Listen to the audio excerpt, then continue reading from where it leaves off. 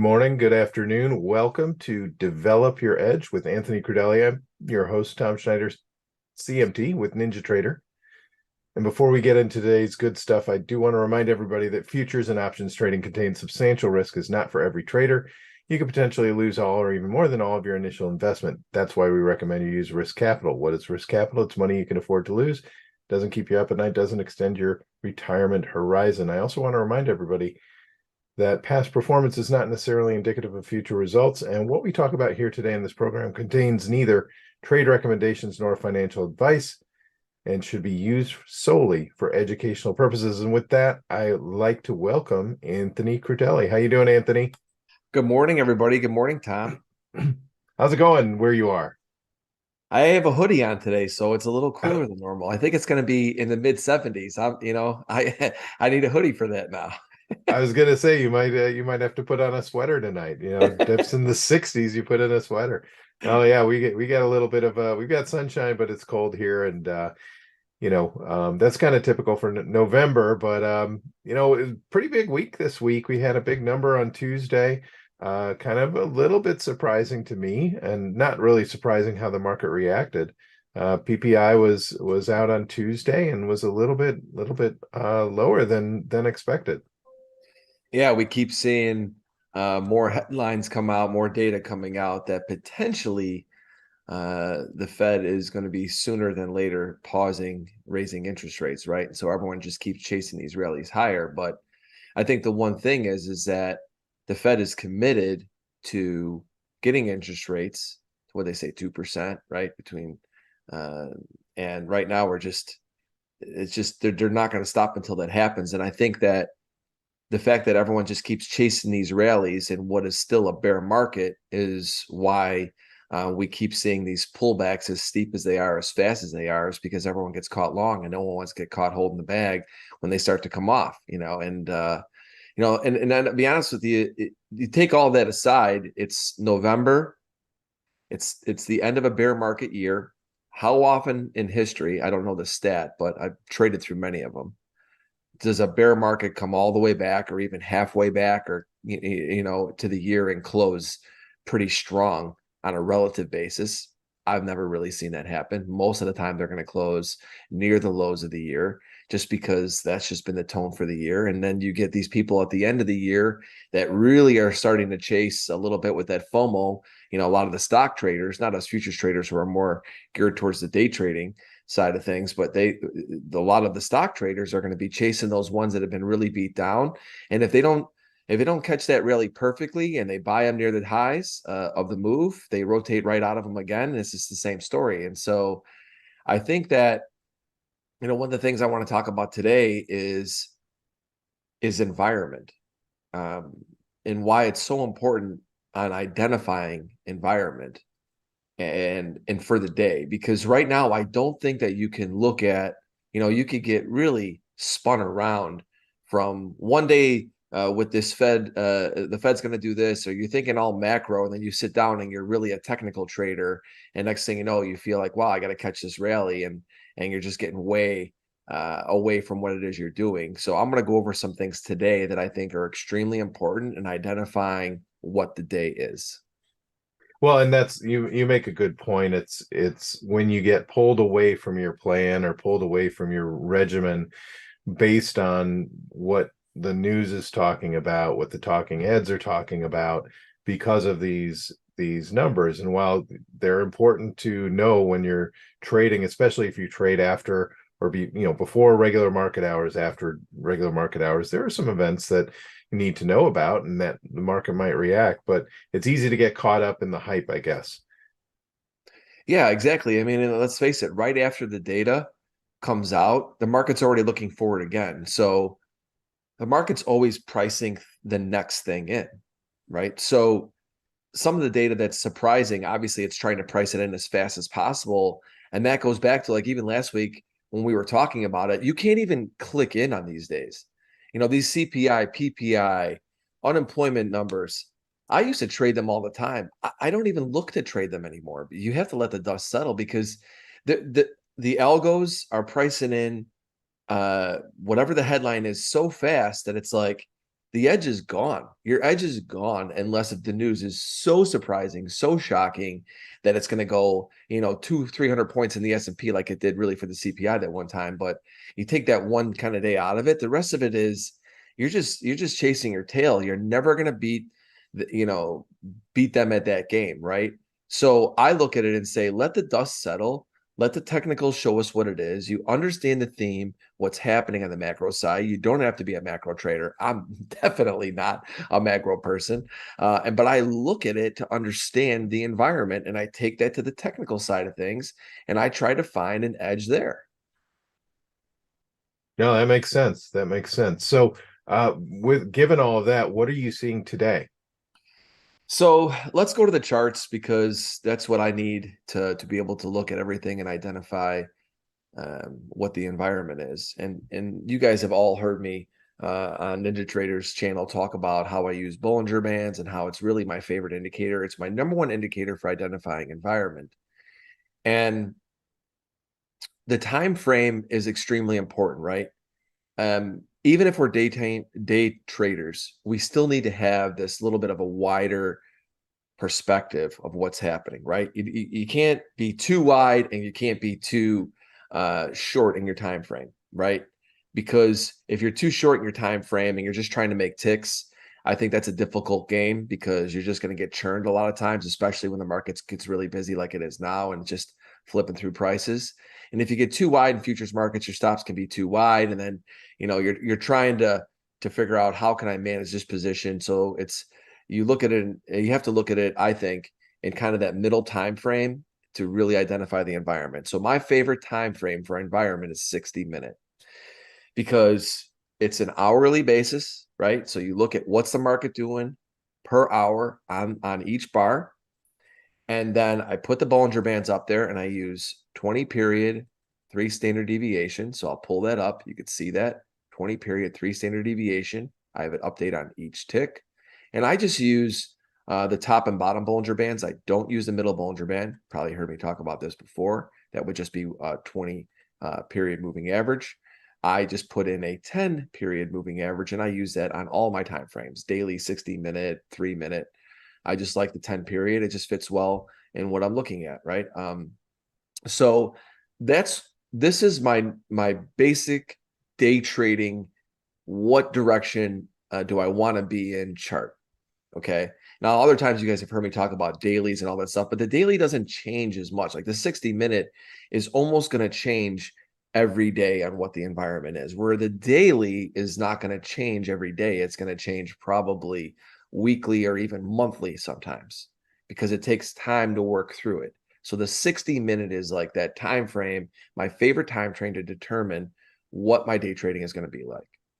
I also have an RSI in here, and the reason why I like the RSI is because on this time frame, on that hourly time frame, are we overbought? Are we oversold? Right? 70 or higher is overbought, 30 or lower is oversold. You can see this morning we're coming from an oversold condition.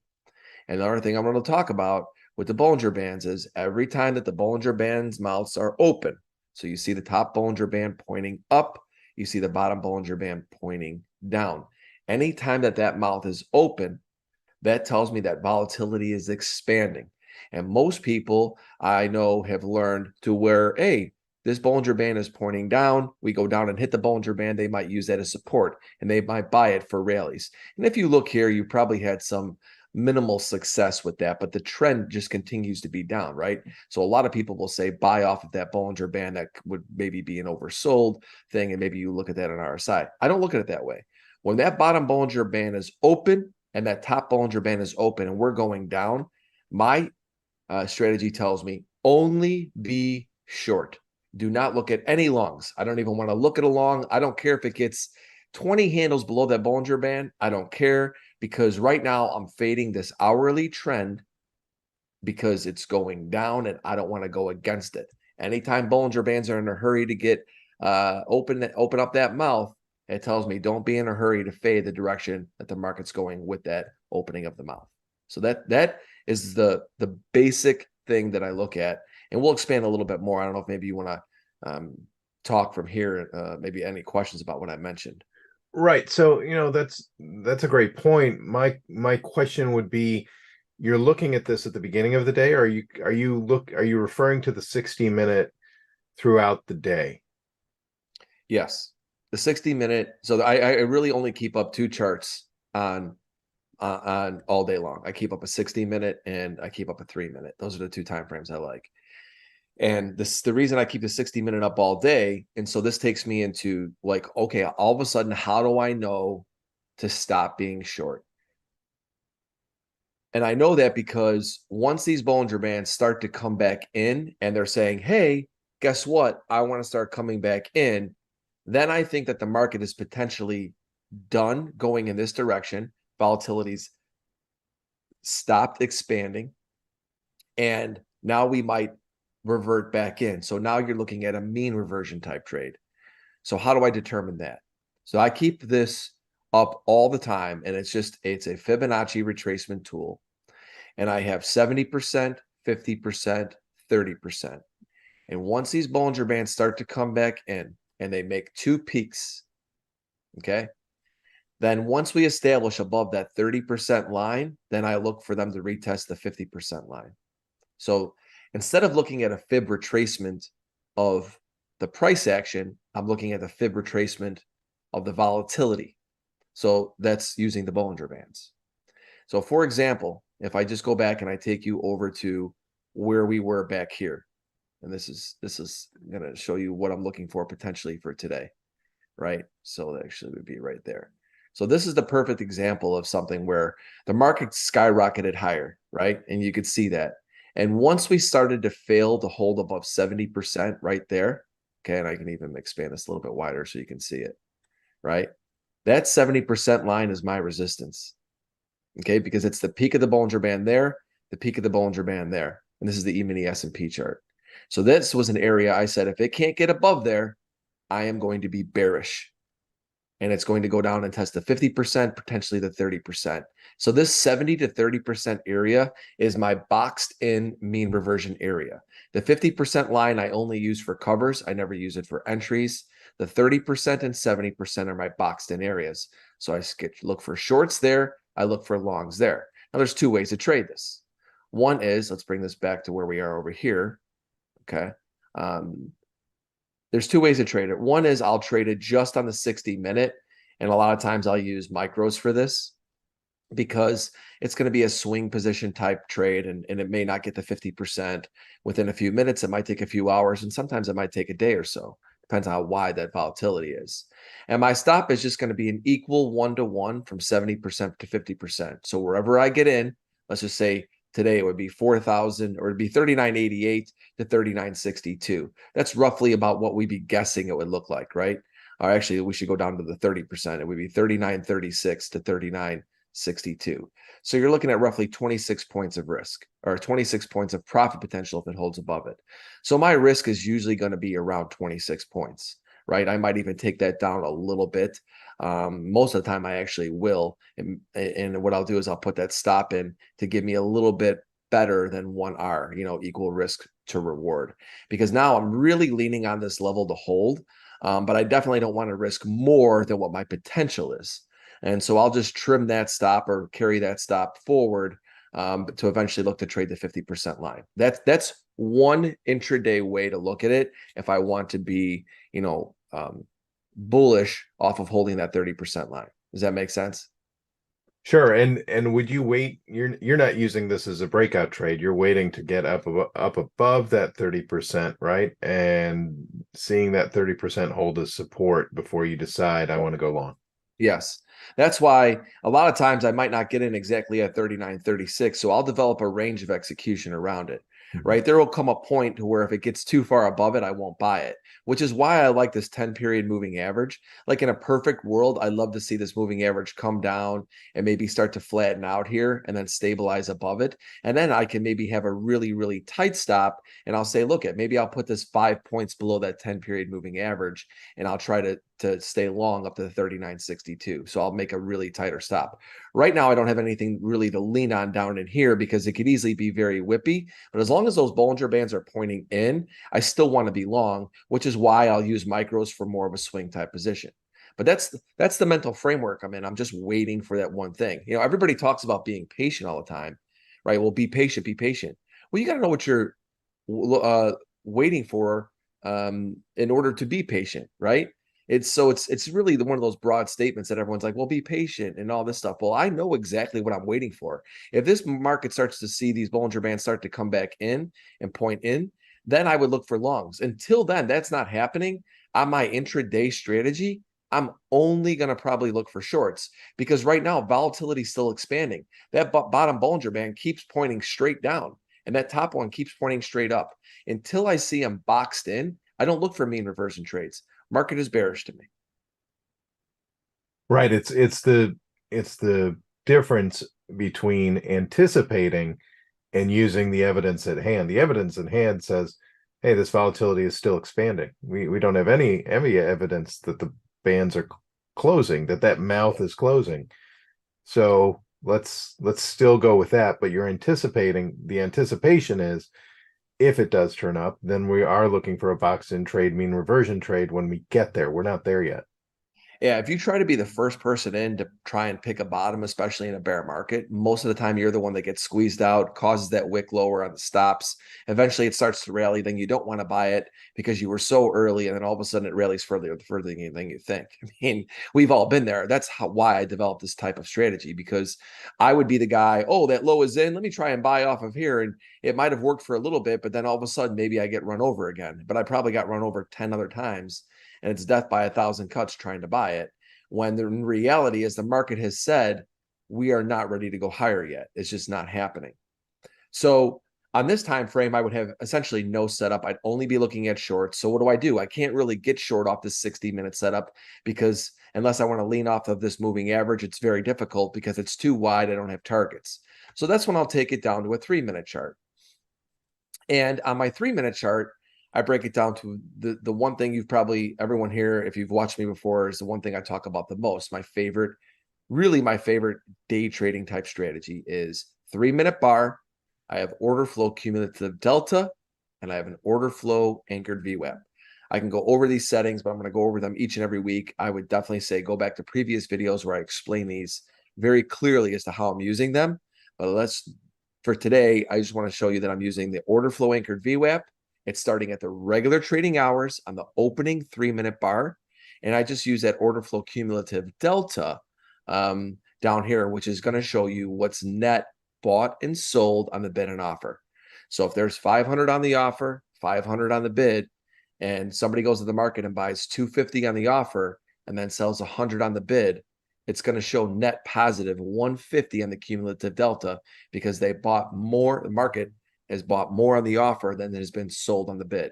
So you can see here this morning we're negative 6,600, which means there was 6,600 more sold on the bid than bought on the offer. Okay. So this also, when I come in and I look at this, I go, okay, they're selling it. People are selling the market. Why do I want to be in a hurry to be long? I don't. Right. And now I have my 3-minute opening range bar. And then, so it's the regular trading hour bar, and I box that out. I'm very visual with all this stuff. It's so important to me. So I take the 3-minute opening range high and the 3-minute opening range low, and I box them in. And then I have this order flow VWAP. And as long as that order flow VWAP stays within this range, I am at no direction. So I have 60-minute bearish, possibly could turn bullish at some point. We'll have to wait and see. But the cumulative delta is telling me I want to be bearish. So it's telling me to be short. Then you have this order flow VWAP inside the opening 3-minute range, and it's telling me that we're probably just going to chop around, and we're going to be just in a choppy range day. So I am at this point. So I'm bearish and then really no trade. So I just don't have any setups at this current point. And anticipating, where you might get a setup, where you might get a trade, are you looking to extend past that opening range low? If we were to, you see that low at, I think it's 39.16 roughly, right above that second standard deviation band below the VWAP. Is that an area that would give you an indication that you should go short? Where are we? Where are we looking?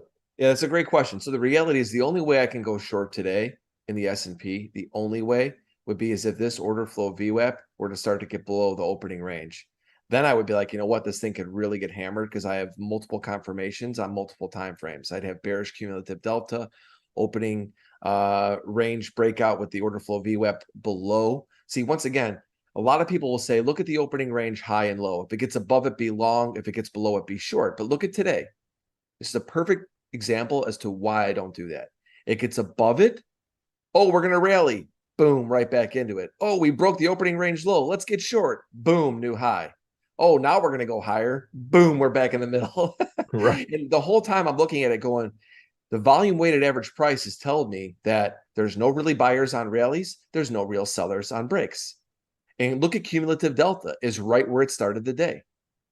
People, this is why it's so important to, so a lot of people will say just follow price, but if you don't have volume attached to it to see what they're actually doing, because sometimes the markets could just drift away in price, and all of a sudden you could get this, you know, like I said, this FOMO where you're like, oh, they're going to rally now, or they're going to break. But if you don't have the volume following it, and you don't have that other time frame confirming it, you're just going to chase your tail. I mean, these are the types of days where I see most traders get really chopped up. Well, I'm long. Now I'm short. Well, now I don't know what to do. And now all of a sudden they're just what we used to call the toilet bowl when we were in the pit, and you're just in there and you're just, you know, and that's tough. Looking, I can laugh about it because I've done it a million times, but I look at this day and go, if I would have had this order flow VWAP below the opening range low, I'd be short. I'd be short full positions because this thing could get cracked. It's not the case. And so as we look at the order flow VWAP, and let's say being that it's up towards the top of the opening range, right? It's very close to the opening range. Let's say this market does turn around. We do see a rally that brings it above, then you might be long. Yeah. And there might be confirmation on the 60-minute chart as well, because if we do see a rally, that should pull those Bollinger Bands together. Maybe not in this next candle, but maybe if we see a continual sideways to uptrend, we might see those bands get closer together and start closing. Yeah. Because that is the definition, right? It's volatility based. So if there's sideways action, there's less volatility. It's going to close together. Exactly. But really, the 3-minute is where you're going to actually take you're going to make your decisions from. Yes. Well, so what will happen? Let's just say today everyone goes, well, you know what? Maybe the market could flush out this morning, and maybe if you want to look for a late day rally. And here's the way I would look at it.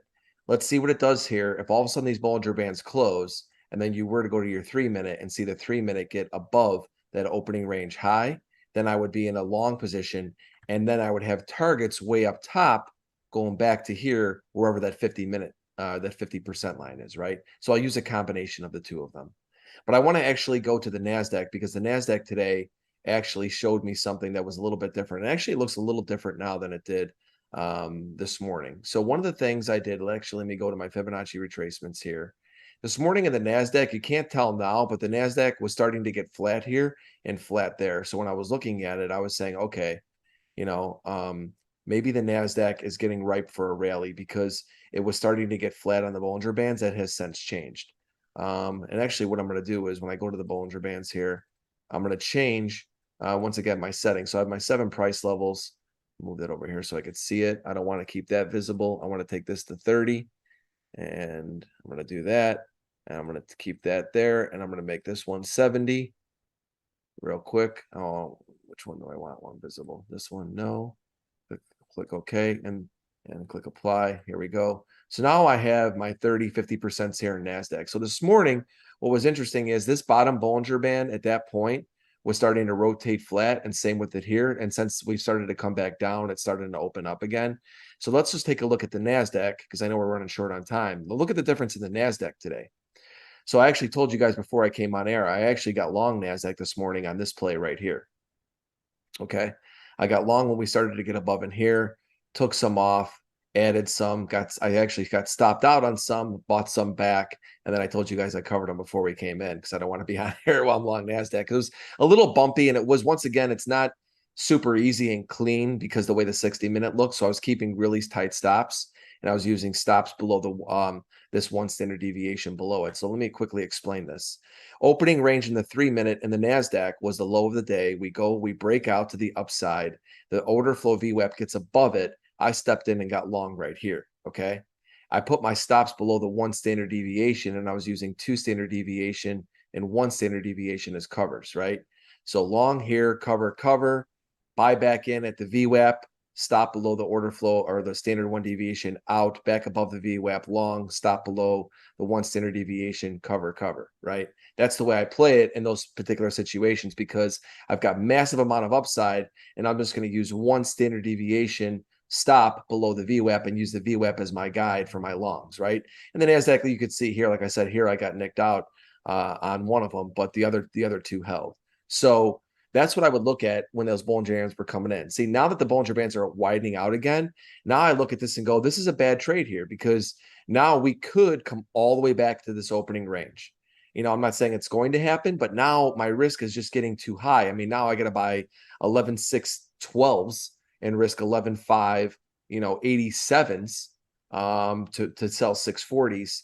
And I think that now that like it's kind of played out, I would love to see the VWAP stay above there, the order flow bands or the Bollinger Bands start to come back in, and then maybe I would look to buy off of a 1 standard deviation later if that were to happen. And you could see a cumulative delta is also getting back hit to the short side. Actually, a lot of cumulative delta to the short side of the NASDAQ. It's quite a bit, which in some ways could mean there could be a squeeze later. But anyway, I know I kind of rushed through that, but I wanted to show you that because that's what I traded this morning was the NASDAQ because that order flow VWAP got outside of the opening range.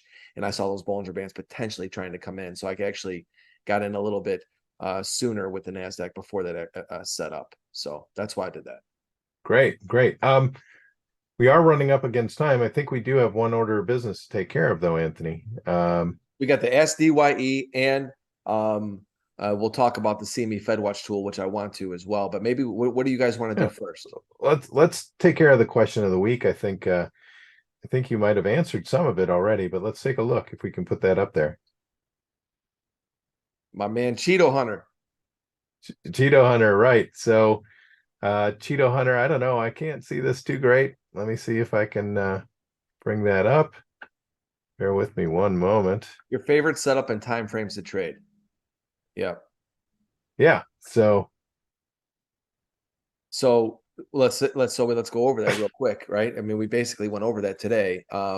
My favorite setup is it's actually going to be a mean reversion setup, and the mean reversion setup would be when the market's exhausted to one direction, okay, and you have that 60-minute Bollinger Bands when they start to come back in, and then you have an opening range low or high depending on the direction, and that order flow VWAP gets above that opening 3-minute high or low, because that's when you're just going to see the squeeze.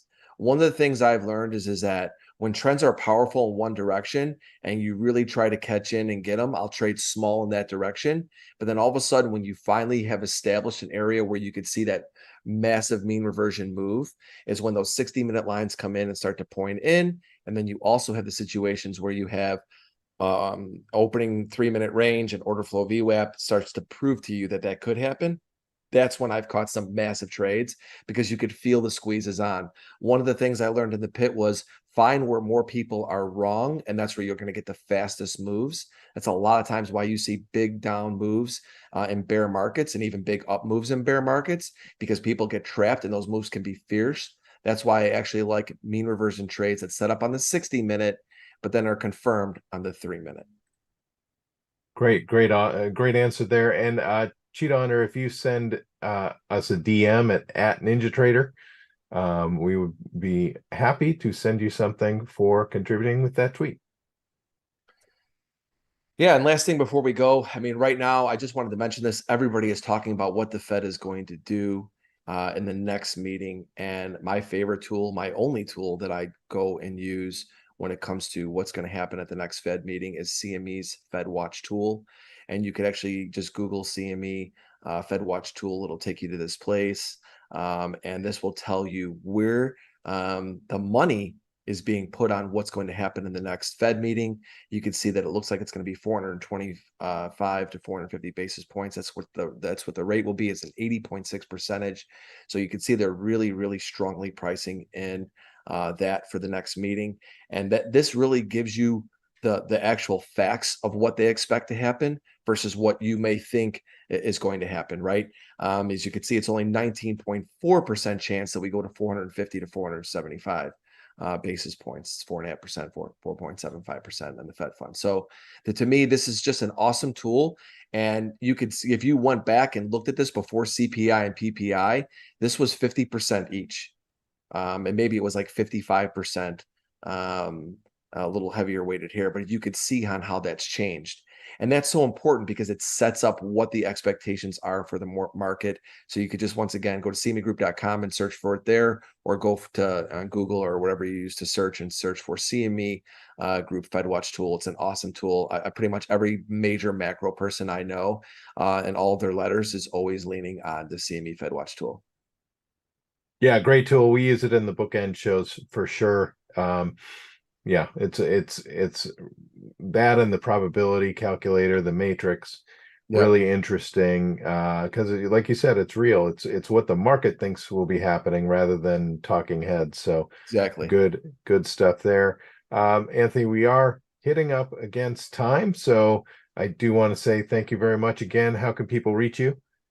Just add Anthony Crudele on Twitter and anthonycrudele.com. You find everything there. And don't forget to also check out placeyourtrades.com. Got a bunch of cool stuff there talking about event contracts if that interests anybody. Awesome. Thanks so much, Anthony. We'll do this again next week. Thank you to the viewers for coming. And hopefully you can send us some questions on Twitter.